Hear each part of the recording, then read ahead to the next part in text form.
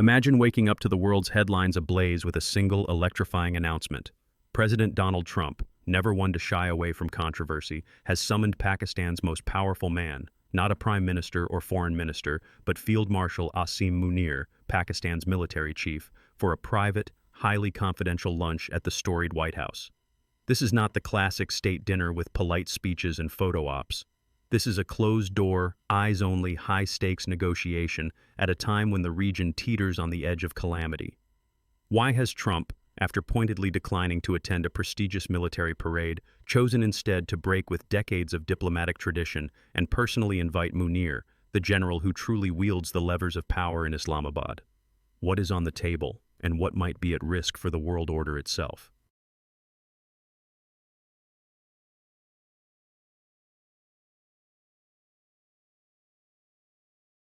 To truly grasp the magnitude of what is unfolding, let's rewind through the dramatic, often turbulent arc of U.S.-Pakistan relations, a saga spanning more than three-quarters of a century. Since Pakistan's founding in the late 1940s, its relationship with Washington has swung like a pendulum. In the earliest days, the United States saw Pakistan as a crucial Cold War ally, a bulwark against Soviet expansion into South Asia. Billions of dollars in military and economic aid poured into Islamabad's coffers. In the 1980s, as the Soviet Union invaded Afghanistan, Pakistan became America's clandestine gateway, channeling weapons, money, and training to the Mujahideen. The covert war, immortalized in Hollywood films and spy novels, was real, and Pakistan was at its heart, earning both gratitude and suspicion from Washington. But the 90s painted a different picture. With the Soviet Union vanquished and Cold War priorities receding, U.S. policymakers grew alarmed by Pakistan's pursuit of nuclear weapons and its shadowy ties to extremist groups. Aid was slashed, sanctions imposed, and trust eroded. When the world was rocked by the September 11th attacks in the early 2000s, a new, uneasy partnership emerged. Pakistan was again courted as a frontline state in the war on terror, yet accusations of duplicity, of harboring terrorists while fighting them, persisted. Flashpoints like the Raymond Davis incident, where a CIA contractor killed 2 Pakistanis in Lahore, and the Kerry-Lugar bill, which tied aid to reforms and transparency, only deepened mutual suspicion. In this region, as one seasoned diplomat put it, alliances are transactional long before they are transformational. Today, Pakistan's strategic value is unmistakable. Sandwiched between Afghanistan, Iran, and an increasingly assertive China, it sits at the crossroads of some of the world's most volatile flashpoints. Its military, more than any elected civilian government, has historically dictated the nation's security policy, shaped foreign relations, and kept a tight grip on the country's nuclear arsenal. This is the real power behind the curtain. Enter Field Marshal Asim Munir. His ascendance to the highest rank in the Pakistani military, an honor held by only a handful in the nation's history, marks him as the ultimate kingmaker. His visit to Washington is not ceremonial. It comes on the heels of a devastating terror attack in Kashmir, which claimed the lives of more than 24 innocent civilians. The tragedy triggered a brutal tit-for-tat. India swiftly launched Operation Sindoor, striking alleged militant bases deep inside Pakistan and the disputed territories of Kashmir. Islamabad, reeling from the incursion, offered a ceasefire, one that remains fragile. President Trump, never shy about his own influence, insisted that he brokered the truce through the strategic use of trade pressure. Indian officials, however, have flatly denied any such mediation, underscoring the region's deep distrust and the high stakes involved.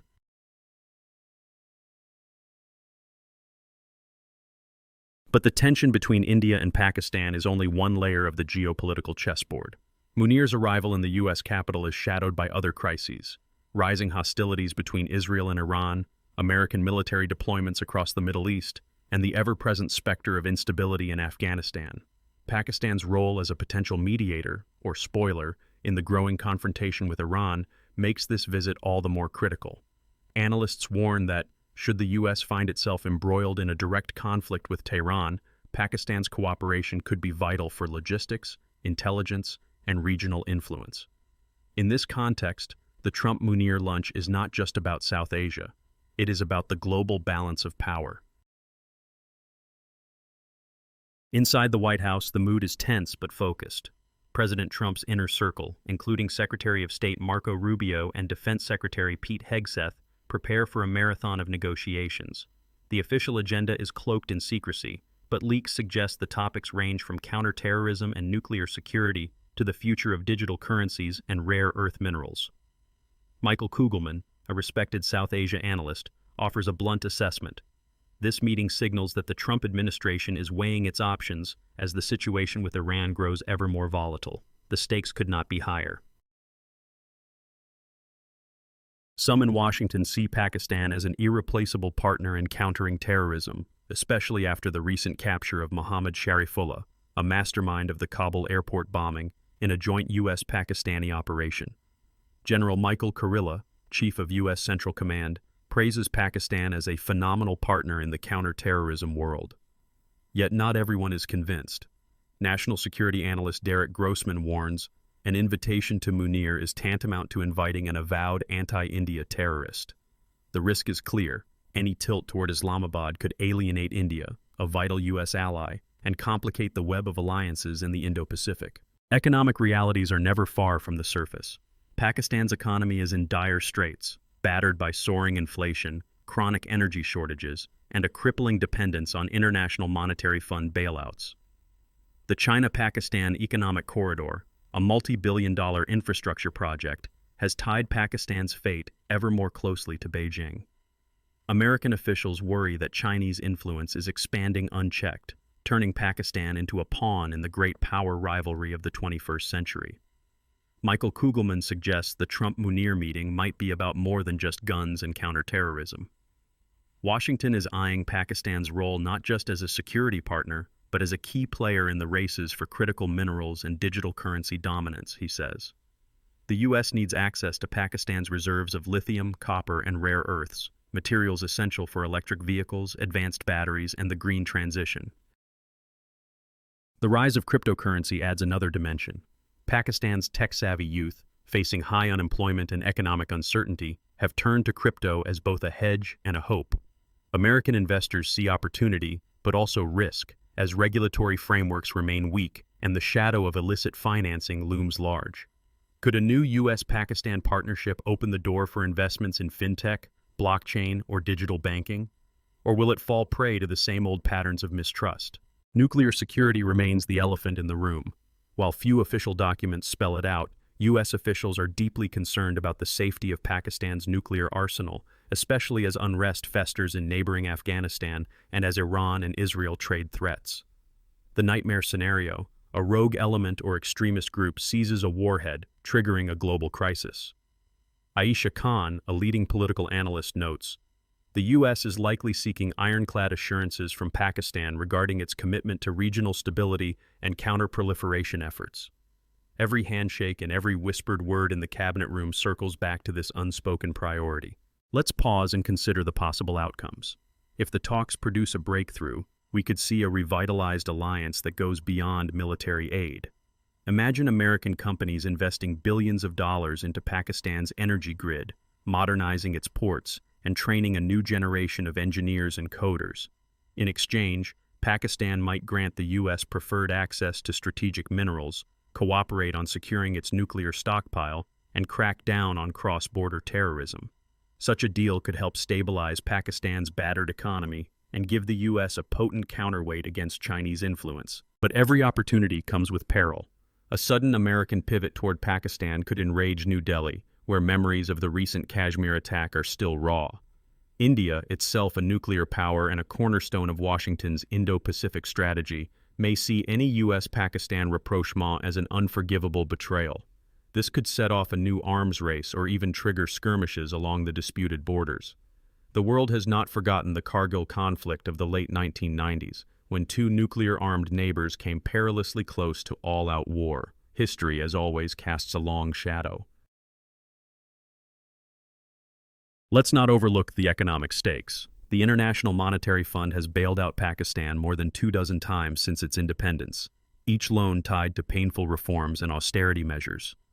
Today, Pakistan's foreign reserves teeter at critical lows. American economic aid could provide a lifeline, but only if Islamabad agrees to tough conditions, tax reforms, anti-corruption crackdowns, and an overhaul of its sclerotic bureaucracy. The negotiations in the White House may determine whether Pakistan can break the cycle of dependency and chart a new, more sustainable course. For everyday people around the world, these high-level machinations might seem distant or abstract, but the ripple effects are immediate and profound. A single meeting in Washington can move energy markets, impact investment decisions, and alter the fate of millions in South Asia.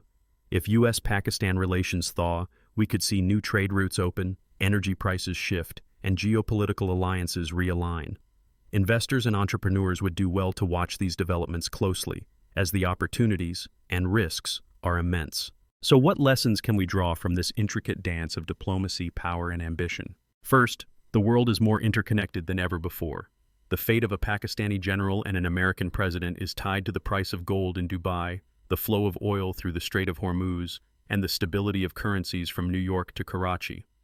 Understanding these linkages is essential for anyone seeking to navigate the volatility of our times. Second, international relations are rarely driven by ideals alone. As one senior diplomat quipped, "In the corridors of power, pragmatism almost always trumps principle." Governments will forge alliances, make trade-offs, and pursue interests that sometimes clash with their professed values. For citizens, this is a powerful reminder to question the headlines, seek out the deeper currents beneath the surface, and recognize that today's adversary may be tomorrow's ally. Third, the role of civil society cannot be underestimated. The protests against Munir in Washington and the fierce debates within Pakistan itself show that ordinary people still have a voice, even in the shadow of powerful generals and presidents. The future of U.S.-Pakistan relations will be shaped not only by what happens behind closed doors, but by the demands and aspirations of millions of citizens on both sides. Behind the White House's ornate doors, as Trump and Munir sit across from each other in the cabinet room, a space reserved for decisions that can alter the course of history, no official communique will capture every nuance. But the evidence suggests a more transactional arrangement is taking shape. Security cooperation traded for economic and diplomatic support, with both leaders leaving themselves room to maneuver. There may be no grand new alliance, but there will be subtle shifts, increased intelligence sharing, targeted investments, cautious diplomatic overtures. Looking forward, several scenarios could emerge. A strengthened partnership could mean more military aid, deeper intelligence collaboration, and a joint front against terrorism. But it could also exacerbate tensions with India, embolden hardliners in both countries, and spark new unrest in the streets of Islamabad and Delhi. Alternatively, a more cautious, transactional relationship could keep the peace but leave fundamental issues unresolved. The security of Pakistan's nuclear arsenal, the fate of Afghanistan, the growing sway of China. For the world, the outcome of this meeting will echo for years to come. The delicate balance of power in South Asia, the future of counterterrorism, and the shadowy games over nuclear security all hang in the balance. If you found today's deep dive eye-opening, don't miss your chance to subscribe for more stories that decode the hidden forces shaping global economics and technology. What's your take?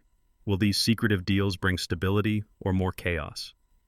Share your thoughts below, and if you want more behind-the-scenes analysis of the world's biggest power moves, hit that like button now.